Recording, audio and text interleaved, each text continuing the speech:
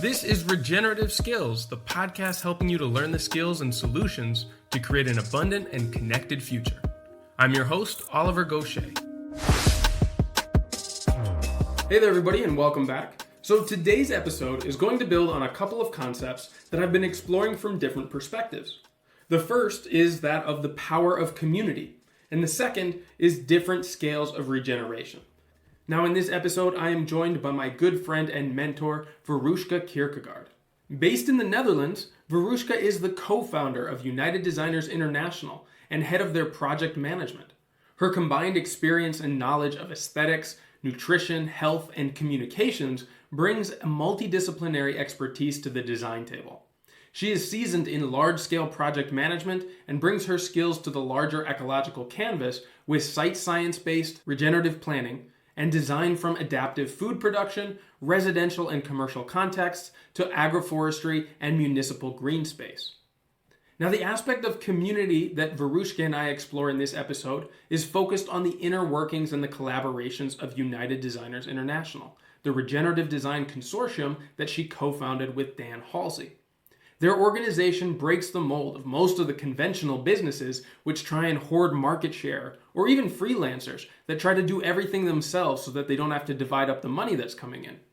Now instead, we explore reasons why bringing in as many people on a project is not only good for the project, but also for the people who are involved in the work. United Designers is also world-renowned for working on high-profile and complex projects. Weruschca sheds light on the challenges of working on large initiatives with massive investments and many multiple stakeholders, and the way that she has learned to navigate those complexities and those broad considerations. Now, if you've ever wondered what the inner workings of a proposal to the UN for regional scale regeneration, or the process of ecological design for a massive estate looks like, then this is the episode for you. And so I'll hand things over now to Weruschca Kirkegaard. Weruschca, it's great to connect with you again. I know that you and I chat fairly regularly, but now we're actually going to go into depth about some of the background of your work, and I'm super excited. Thanks for being here. Absolutely, and thank you for having me. Big fan, very excited. Look, let's start from the beginning. There's a lot that you have to share about your journey into regenerative design and the work that you do. Tell me how it all started. How did this interest first blossom in you? It's a very long journey, so it's always a challenge to make it brief. But I think it was imprinted from my early youth because I grew up on the farm of my father and my grandparents in Denmark. And my dad also had a big nature reserve. So I was always out in nature and we had to do surveys. And yeah, I think already then I understood the responsibility of the human interaction of nature, and I had the great appreciation for it. However, my life took a complete detour because after that, it was a lifelong of travels and living in several countries.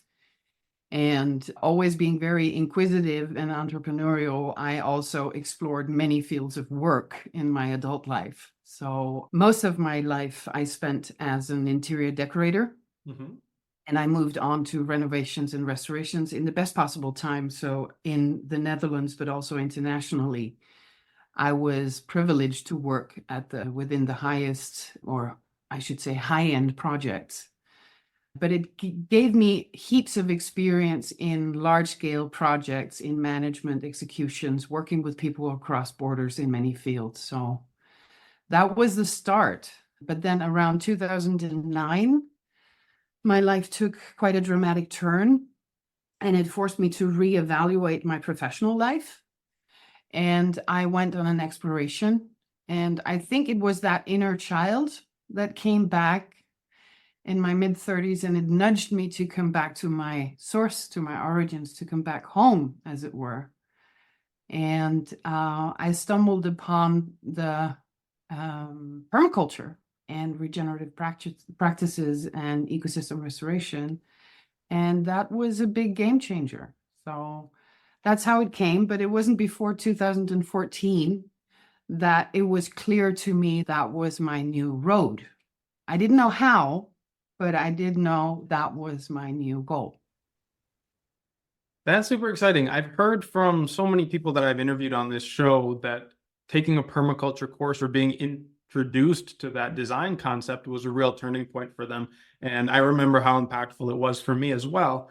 And I'm curious how you started to draw from all of your experience of interior design and working, like you said, with high-end projects, your love for ecology and this new awareness of permaculture design. How did that come together into the work you do now? Oh, that's a nice one. Yeah, first of all, I think that yes, all of us, we have the PDCs in common as the eye opener.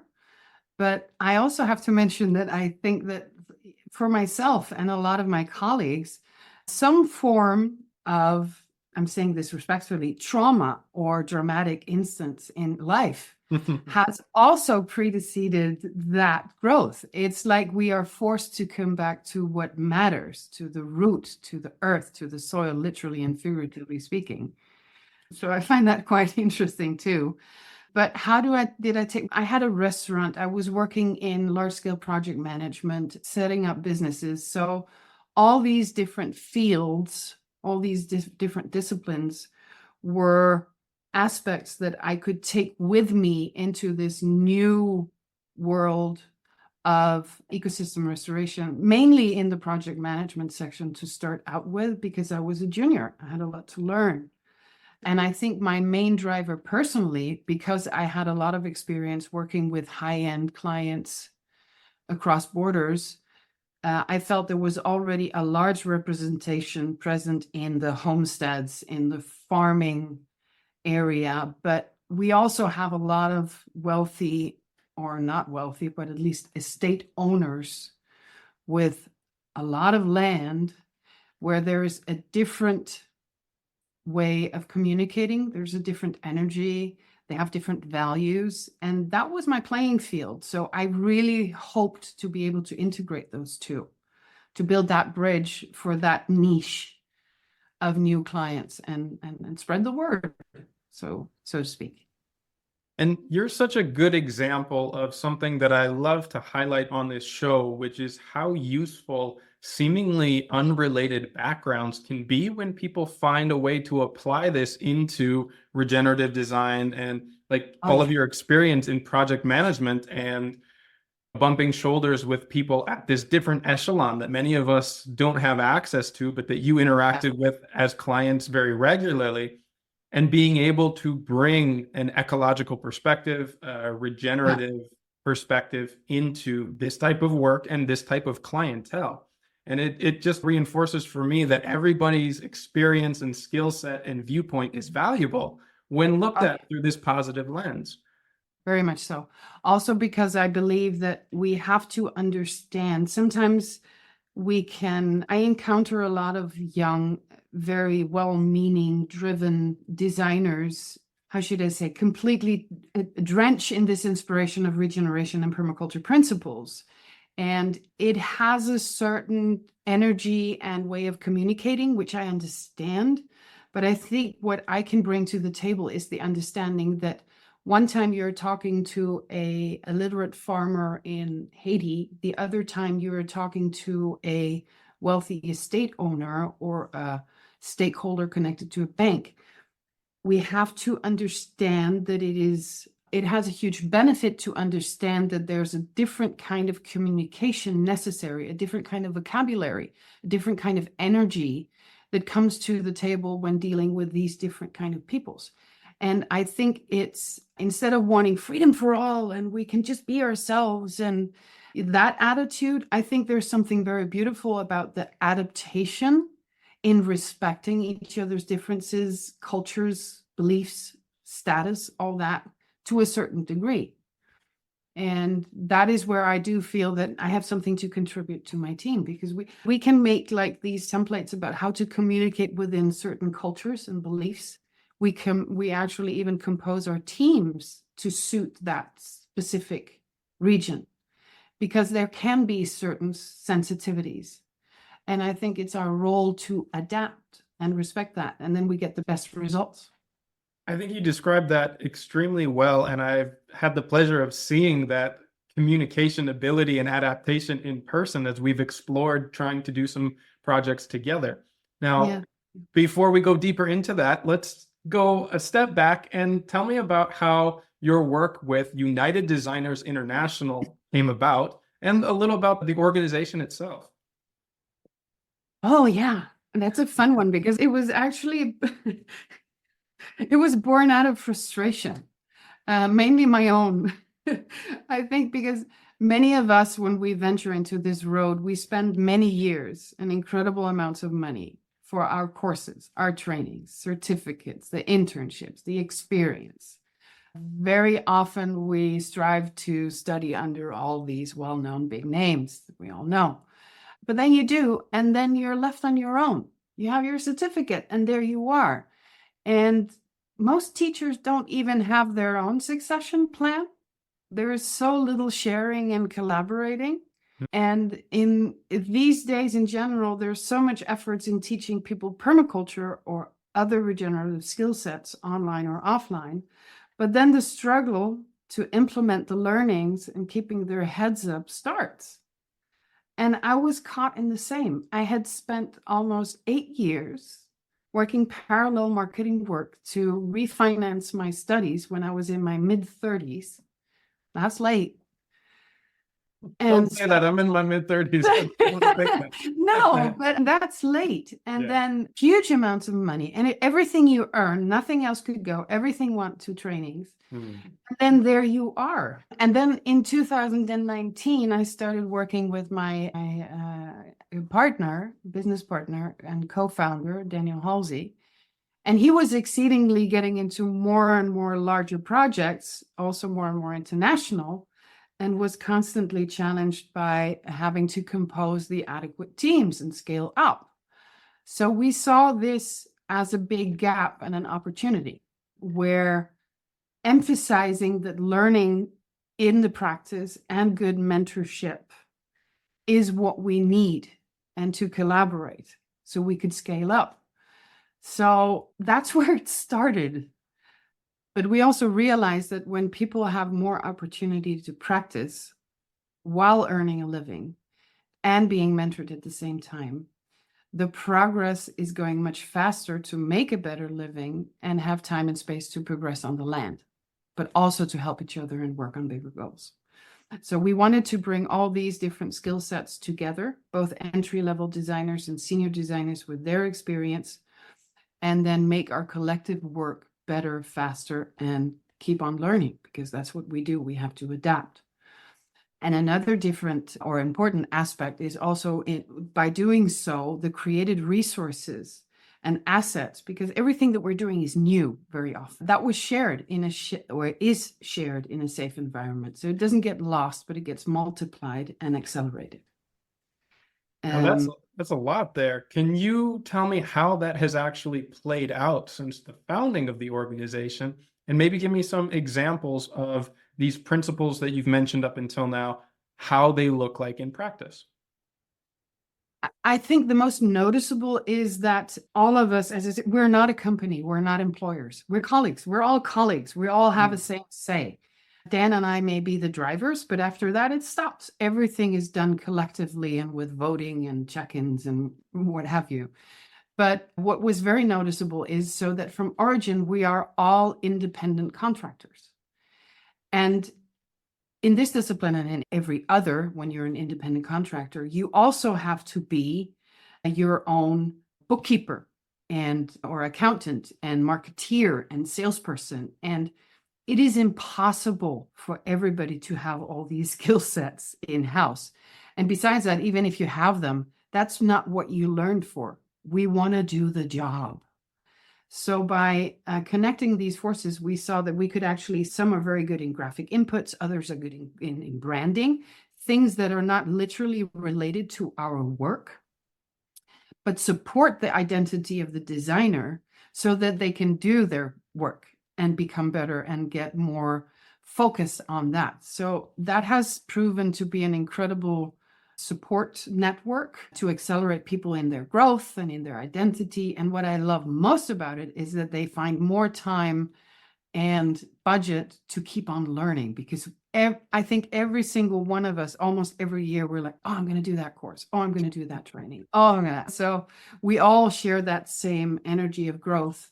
And behind that, we try to support each other in the trivials, but much necessary efforts to conduct a business.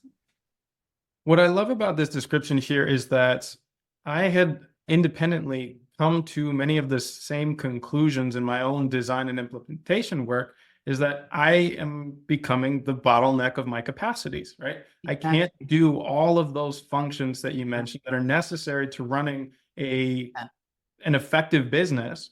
No. I can't wear all of those hats, and it's not what I got into this to do. And I was actually at a point where I was looking to form a similar type of cooperative or a collective between people that I had already been collaborating with. And this is when I started to find Dan first and then you later as we moved here to Europe. And I was like, oh, I'll just join with them. They're way ahead of the idea that I had. And quite frankly, I've thought about it so many more ways that I have, plus bring skill sets and experience that I don't have. And it was really inspiring to see how far that you have brought it to this point already. Oh, thank you so much. Thank you so much. Now, with that said, because of the abilities contained within this collective, you guys have access to some really high profile and what we might call large scale projects, whether that's scale in the amount of land under management or scale within the budget that's able to be implemented, or even just scale with the amount of stakeholders that are involved in something like this. And it spans all of that. Tell me what it is like to work on this scale of projects in ecological design, because there are differences, like you said, in the type of people who tend to run these things or come to you with requests, perhaps the vocabulary or the attitude by which these things are managed. Maybe give me an idea of the patterns that you see that maybe differ from what most people think of as a little homestead style or permaculture garden type of projects. Oh, first of all, one has to be highly adaptive. And I think most of all, it's key to be an incredibly good listener. Many times, more so than not, we enter into a request, whether it being from an NGO or a client, a private client, or a state or farmer, and discover that they don't really know what they want. That's a big one. Furthermore, I think it comes with a great responsibility because we are designing for generations. A garden layout or design might be taken entirely out after 5 years because there's a new owner and he doesn't like the petunias.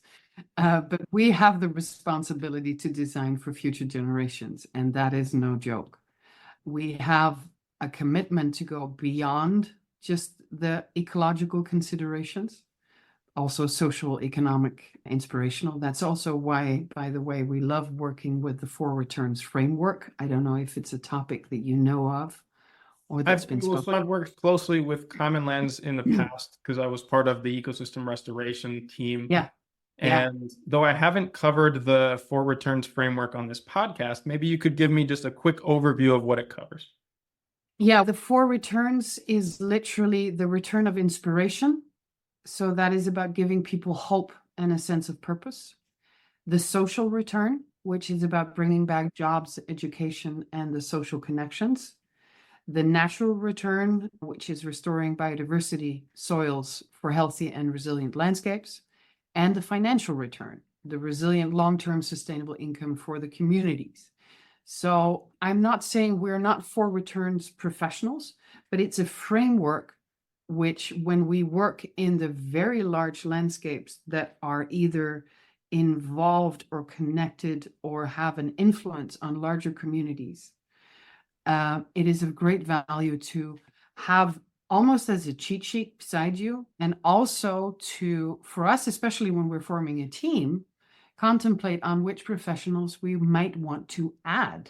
Is there an agronomist necessary? Is there somebody that can actually write specific business plans on this cropping system or whatever it is? So I find it an incredibly powerful tool, but also very important to make the proper transition that we're all striving for.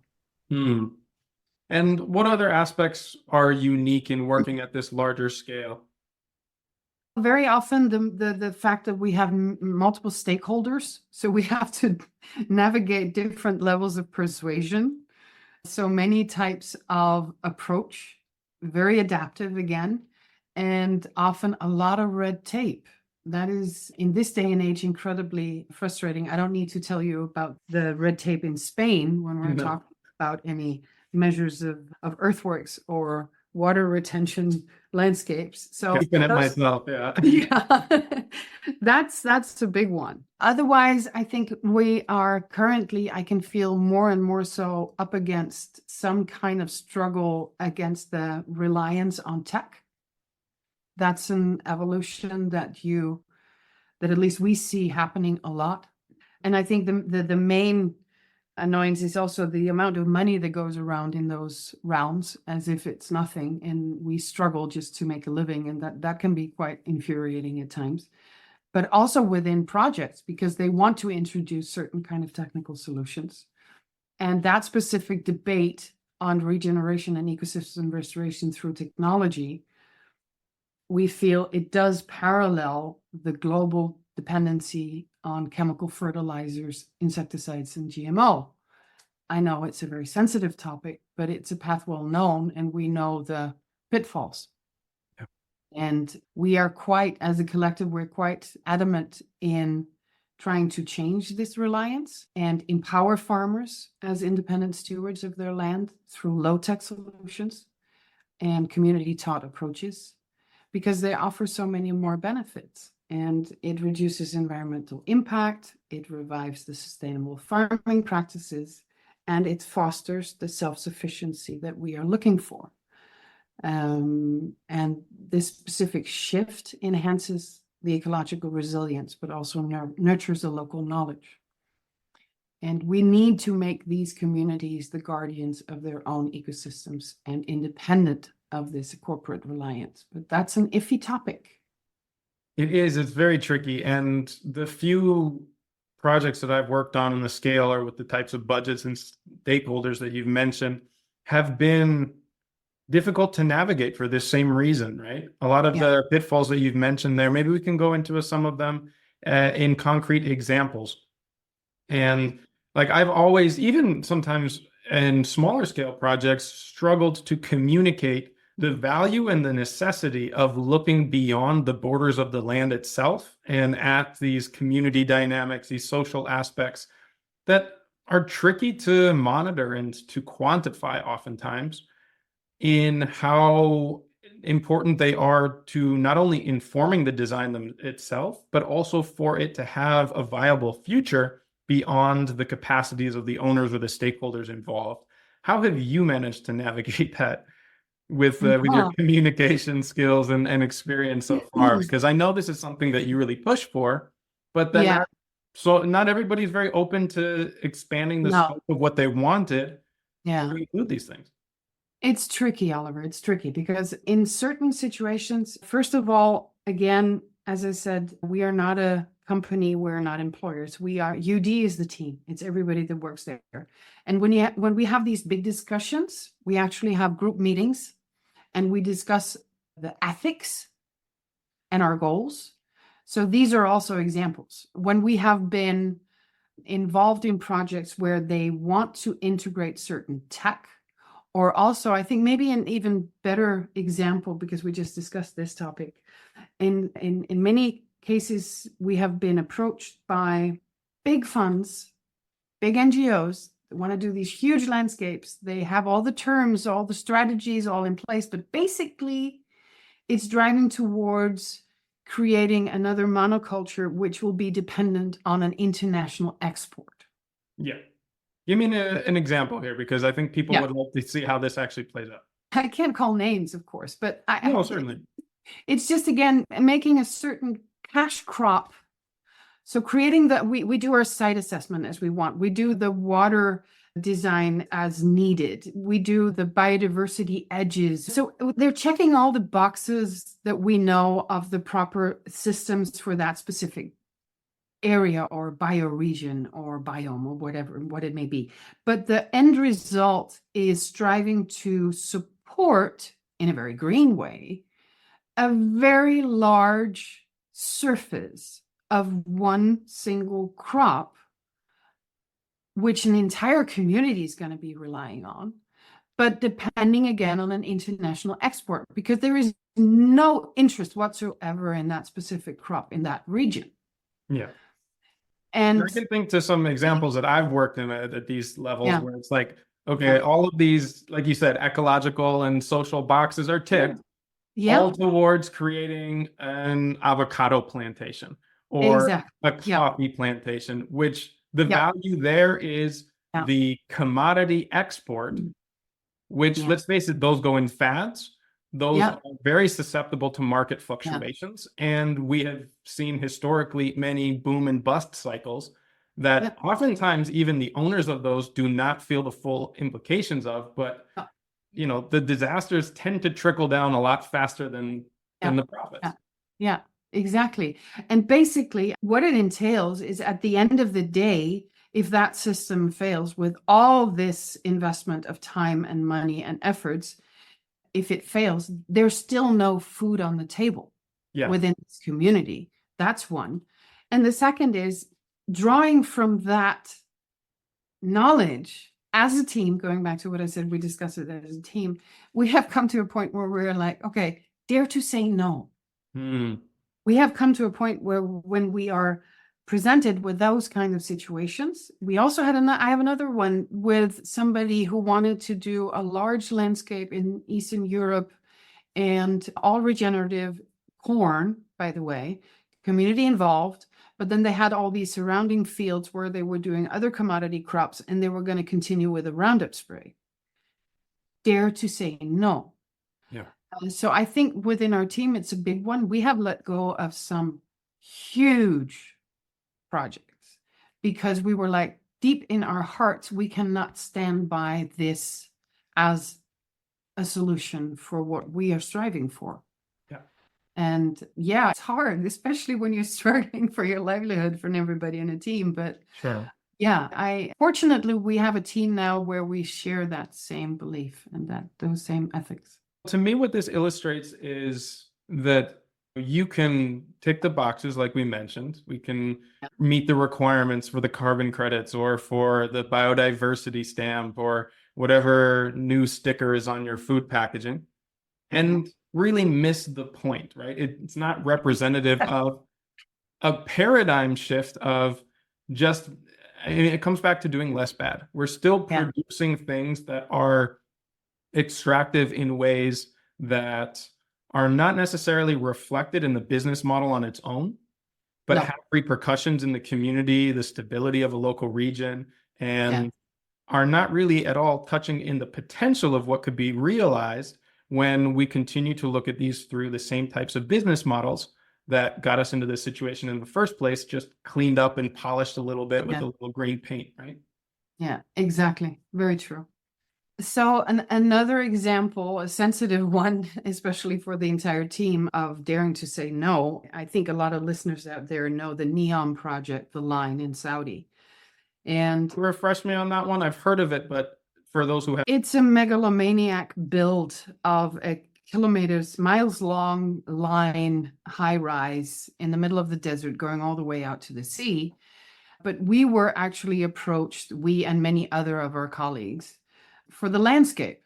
So initially, we also, once again, had the group discussion and we're like, okay, this is a bit odd, but we don't care about the build because that's not our environment. If we can set an example of the landscape and we have the opportunity, I think it was 23 or 25 square kilometers of arid land with coastal borders, that was a game changer. And so we went full in to start with, but we got further and we all had to be vetted and we got incredibly involved and we had to prove ourselves on each step. And it got more and more exciting to the point where we also discovered that it was obviously financially life-changing because they were starting to communicate the actual contracts and the fees and the benefits. And it was literally life-changing for the entire team. So that put on a lot of pressure, but that was at the same time parallel on the news, heard more and more about forcible displacement, and also, once again, the integration of certain technical solutions that they wanted us to work with to accelerate this so-called regeneration in their perspective. And honestly, sleepless nights, Oliver, and many tears on my part because I felt responsible for the entire team. But getting together and deciding, this is the point where we had to ask ourselves, are we going to sell our soul to the devil, or are we going to dance with the devil? And because that's what it felt like. And then again, daring to say no. While we knew that doing this one project, we probably wouldn't have had to work anymore, financially speaking. But again, something very beautiful came from it because we rediscovered that every single person within our team, we're in this for our beliefs and our passion for what we do and not for the financial gain. So, but that was quite a journey. I can imagine. If I can also add what I also found very valuable at the time, because we were so much in stress that we also reached out to colleagues, and we spoke to Niels Spackman, which of course you know, and we spoke to the weather makers in the Netherlands that are also involved in the Sinai project. And it was such a beautiful thing because it brought us together brainstorming about the ethos of this, and we all concluded, get the hell out of there. Yeah. Basically. Yeah. And that's what's cool about this is it's a pretty small world of people who work in this, especially at these scales. And most of us are in quite good communication and can rely on each other for guidance, advice, connections to help get this type of work done. And I'm sure really came through in moments like this when you needed that kind of verification that you're making the right choices. Yeah, definitely. So let's turn this around too, because though I'm sure you've had to say no to a couple of projects like this, and I'm sure that was difficult as well, I know you have more stories of perseverance through what looks like an unambitious or uninspiring project at the beginning, and helping to broaden the scope and the considerations for what is being designed for and implemented to really include the full community, ecological, social spectrum where that was not a priority at the beginning. Can you give me some examples? Yeah, as I said in the beginning already, a lot of times we get projects where, whether they are private or corporate or NGO, they have a vision, but when it comes down to the details, they don't really know what they want, not exactly anyway. And in other cases where they do know what they want, after we've been in there for a thorough assessment of the land, a site assessment, and also assess the resources, both ecologically, socially, economically, we have to tell them a different truth or tell them something they weren't expecting. So those are both challenging, but also I find them incredibly exciting. I like those. I don't like the cookie cutter trajectories. I like it when there's a challenge in there. And so we have some clients, they come in, and very often in the private sector, especially the high end, where personally I'm quite involved in that to try to spread the word. And they usually come in driven by financial reasons, because also all the big villas and estates in the Mediterranean are experiencing all of a sudden the faucets are being closed, or the bills for the water are way too high, or there's no water at all, or there's a die-off. And we had a private project on Ibiza where that was the case, and they had this beautiful orchard, I think basically for aesthetic reasons, because they were not really there to actually eat or do anything with the produce, but it just looked nice. But the bills were just getting worse and worse, and the trees were dying. It was all chemically managed, of course, with all the wrong inputs. And they brought us in for financial reasons. But taking them on that journey of exploration of cause and effect of their choices. And then you have to have a long, how do you say that? Not a long breath, but you have to be very patient, because there's always this transition period where they are going along, but they're very skeptical because they want results, especially in the private sector. Till that first day when you start saying, oh, this year we had less die-off in trees. Oh my. And then a year later, half the water was used for irrigation, and they are weaning off the chemicals, and there's better produce. And all of a sudden, they understand that they have a new narrative, that when they boast with their harvest tables for their big soirees, they have organic oranges and almonds and what have you. And that's where you get that. It's a beautiful energy where you see things shift. And then all of a sudden, from skeptics, they become advocates of our work. So I think that's personally, that's one of my favorite playing fields. You've said this to me before, like, it doesn't matter what your initial motivations are, if No. it is aesthetically driven, or if you are just trying to save money or looking for a financial return, but it has more to do with how open you are and a willingness to end up in a holistic understanding of how that is one of the results that can be achieved as almost a symptom of a more healthy ecosystem that connects with the entirety that it's connected to. Absolutely. Absolutely.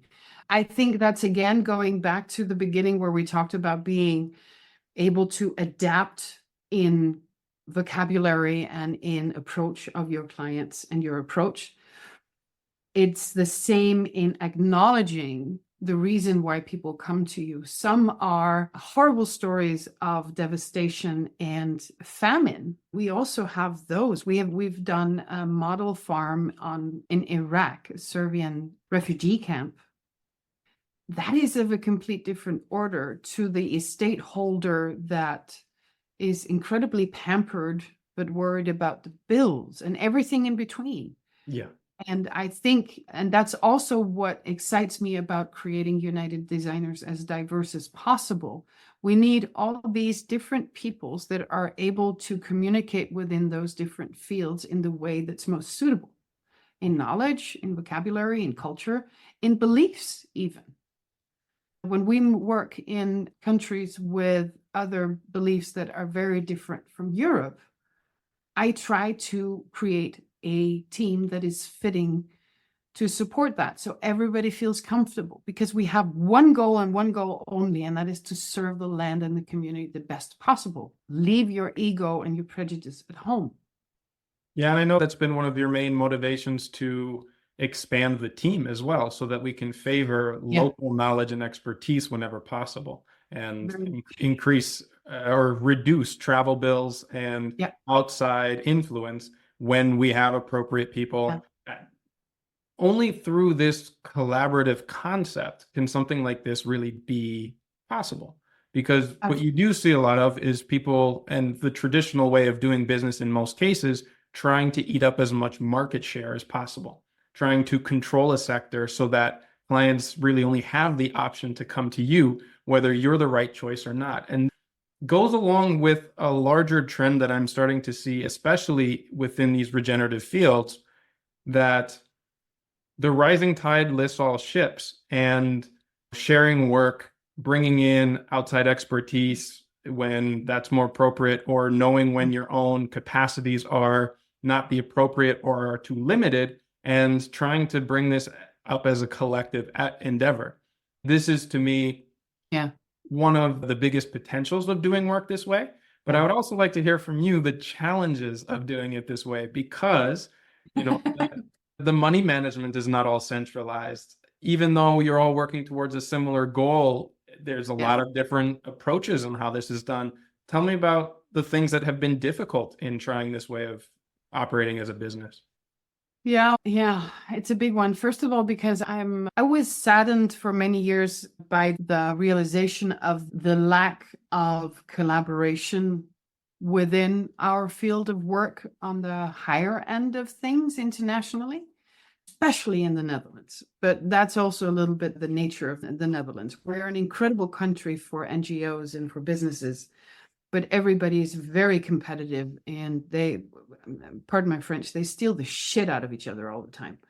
So and for me, that was tough to acknowledge, coming from a place where you feel that we are all understanding the same urgency that we are working in within this field. So that's very contradictory.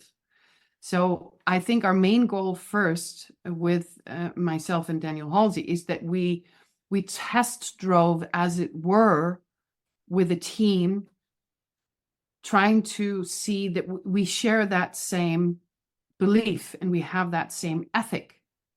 Collaboration, we support, we carry each other, and by doing so, we multiply. Sharing is multiplying, right?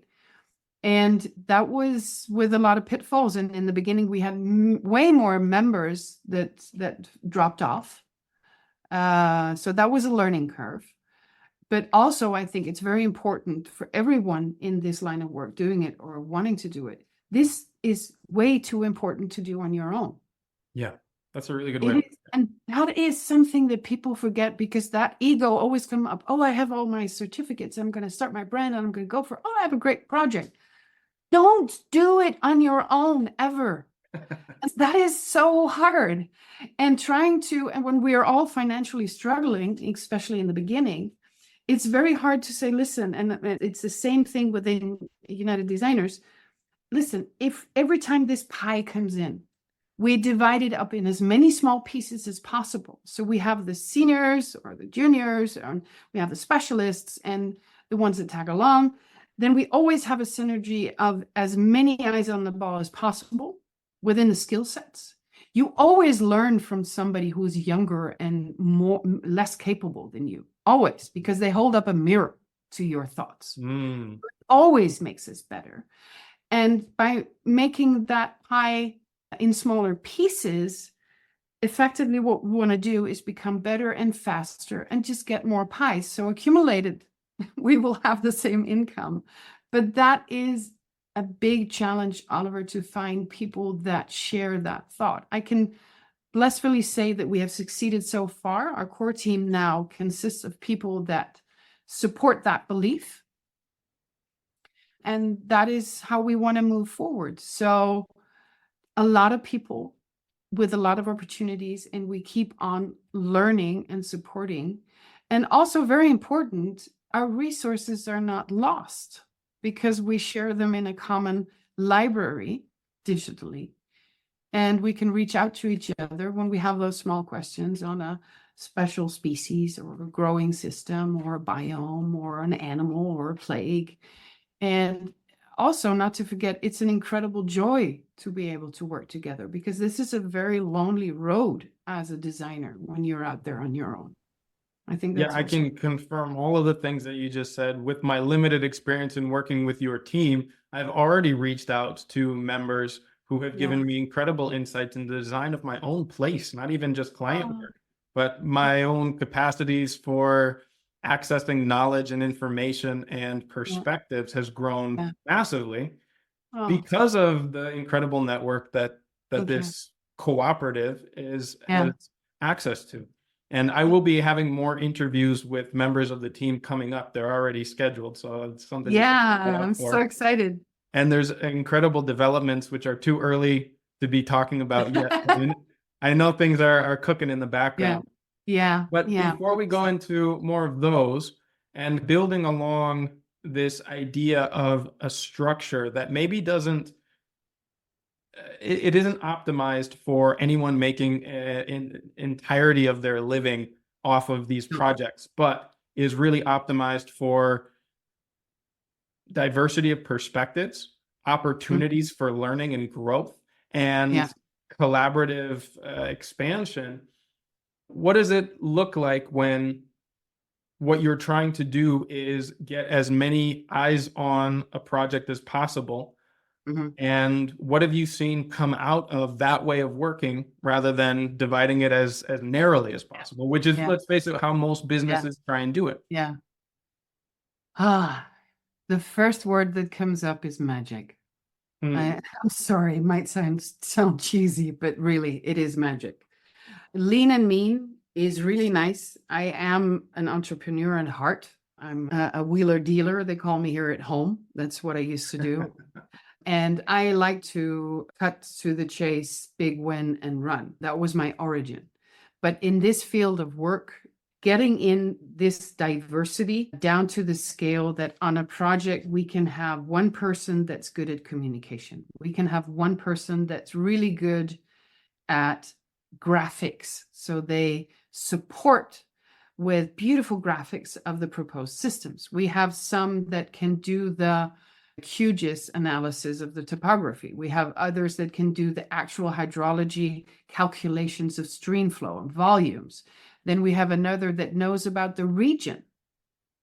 Then we have another that knows about that specific plant communities in that biome. And because I know we all want to think after all those years of dedication and studies that we know it all, but we don't. Yeah. I mean, we don't. And getting in all those niches, we all come from the same background, but nobody has all the skills in-house. You get these amazing discussions, and we scrutinize each other's ideas to a point that we come to what we feel is the best possible result. And everybody also is in the energy, which is very important, because when we jump from project to project and it takes too long in between that you're out of work, it's horrible. We've all been there, and we're still there every now and then. So that's also getting people in the flow. That's important. Staying on it so you get inspired and you keep on learning and challenging each other. And I think another challenge by doing so is also when we get into a project to a team, and I present a team and I present 6 or 8 people, they're like, oh my Lord, oh, that's why you're so expensive. I don't think we're expensive, but then that's their logic. They think, oh, this price is based on all these people. And then I have to try to explain them in a proper manner with that listen, this is the process that we choose to do. If you want to do this process with just myself that you approached and my colleague, the price will remain the same. But you will have the hours and the attention put into it is the same. There's exactly. Yeah. And that's also a shift I'm very passionate about bringing into this line of work, both for the clients as well as our colleagues and students. And I see many, again, especially in the Netherlands, I also teach within an NGO here of food forestry a couple of times a year with a lot of very skilled people in the Netherlands. And then we have our designers, and they complete the course and they go off, and they're very entrepreneurial here, and they start their brand, and they have the money, and they're marketeers, and they're fast. And then they go out there, and we're going to do 100 landscapes. And I'm just, you and which army? And it makes me very scared, because they have the attention, they have the budget, they have the attention mainly. Yeah, I find that a very scary trend. Let's go into that a bit more, because you and I have both talked about this, and I've had many discussions similar to this with other designers, with other specialists on this show, of what happens when that is how you go out and design. Because I will freely admit that's how I started too. I got my permaculture certifications. I learned with other people out on the ground. I started doing projects, and I started to recommend and even implement the very limited scope of things that I had been trained in, and started to fit the landscapes and the clients to the toolbox that I was aware of. Right. And I think that's very common, especially when you're new. And there's a reason why I don't work that way anymore. Let's go through some of the pet peeves that we both have, which are very common as these sort of symptoms of maybe getting started too soon, taking it all on yourself, and not bringing in outside perspective. Yeah. Oh, yeah. First of all, before I forget, I want to say that we try, because we also teach a course within United Designers, which is, I would say, more or less the most sensible follow-up after a PDC. At least that's what we hope, because it's about speaking the graphical language at the level of the engineers and the landscaping architects and the high-end project, as it were. So we speak the same language. It's more of another toolbox. So within there, we also have a lot of examples of these very young and eager and passionate people, and it's wonderful, and I love it. But we also try to say, listen, if you are, because there's a big power in passion, because with passion often comes sales. Again, here's the entrepreneur. You're able to spread the word. You're able to enthuse people in your surrounding. And all of a sudden the projects are coming in.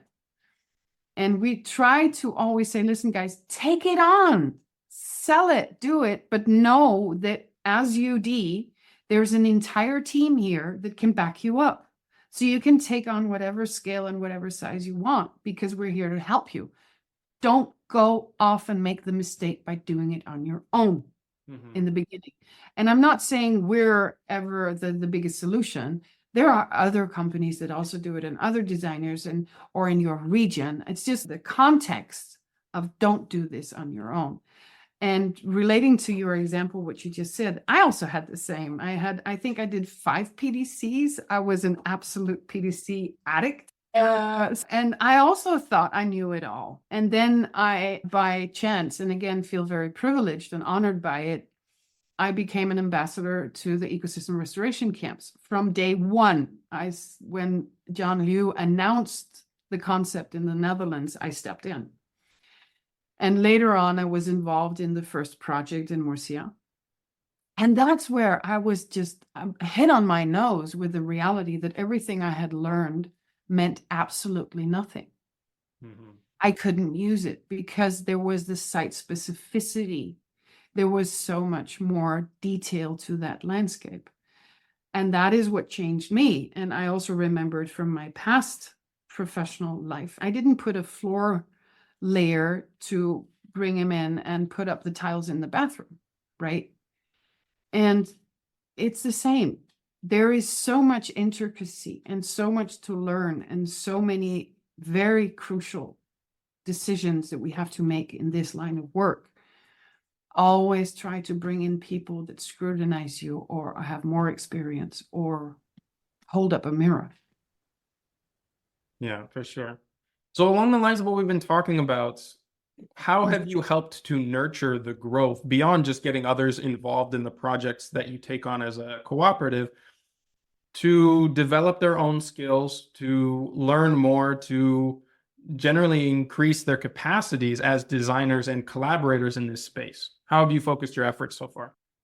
Yeah, it always, that question always humbles me, because of course I hope that we have done a lot, and I know we have already reached many goals, but there's also a lot of hurdles ahead. I think another approach where we differ from many other organizations that has really helped us in many different ways is also that I chose, together with Dan from the beginning, that we have full transparency on everything. So that means that from the start till the end, the conversations with clients, the budgets, the division of fees, the scope, the agreements, everything is shared in full transparency, and all decisions are collectively made. Thus, every time in those trajectories, people get experiences on how to sell their services. How do you write a contract? How do you go into a conversation with a client? How do you present yourself? How do you market yourself? All those little things that we talked about previously, you feel that it's accelerated because they feel safer and more supported. And then that starts to grow. And what Dan and I made in templates or in contracts in the beginning now get scrutinized because I've got a better idea and we make it better. So again, in conclusion, I feel full transparency within our teams with every single step. I think that's a big one, both of how we want to present ourselves and what we aim for, because it is for growth. It's not for our personal benefit. We are not UD. UD is everybody who is under this roof. Yeah. And what sort of plans do you have beyond the courses that you've already put out to continue to foster this kind of growth and development of the team that you work with? Our biggest challenge right now, I think, is that I believe that we can conclude that our ideology works.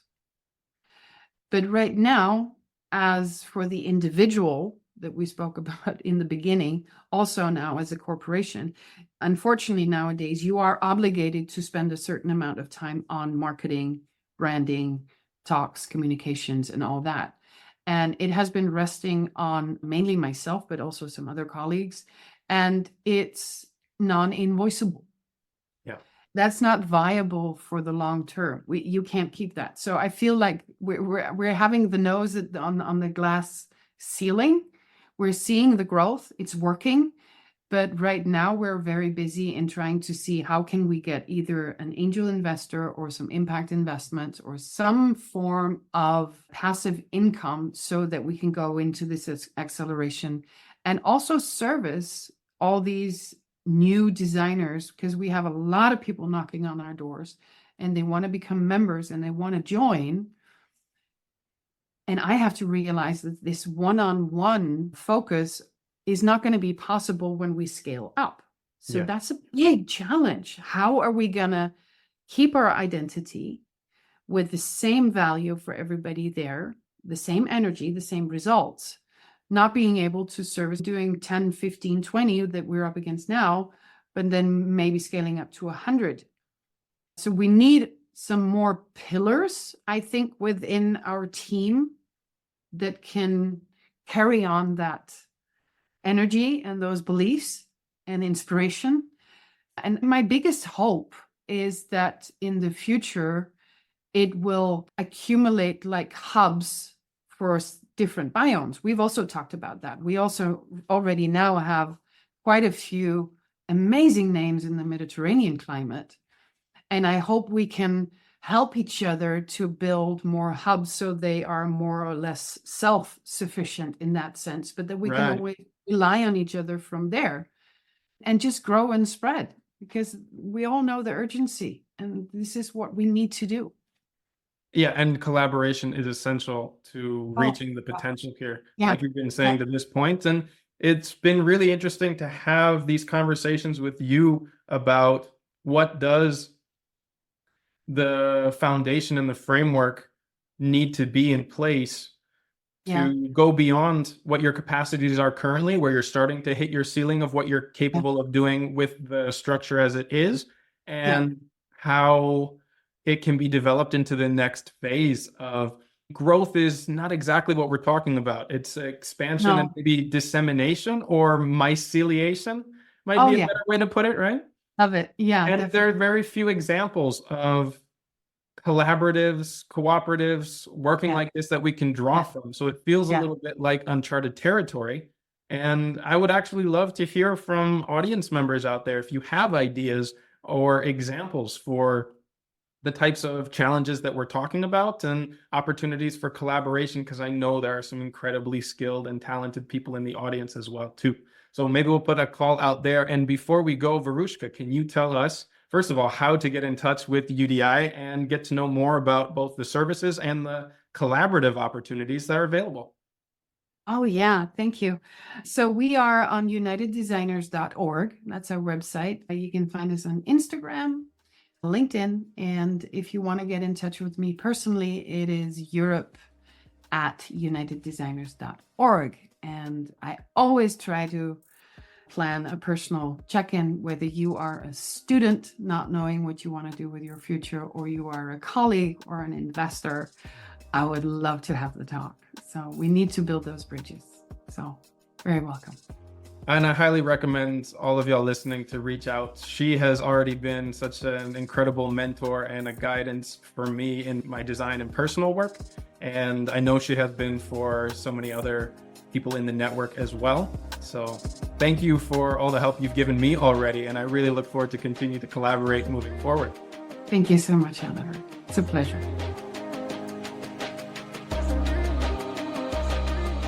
Thanks once again to Weruschca.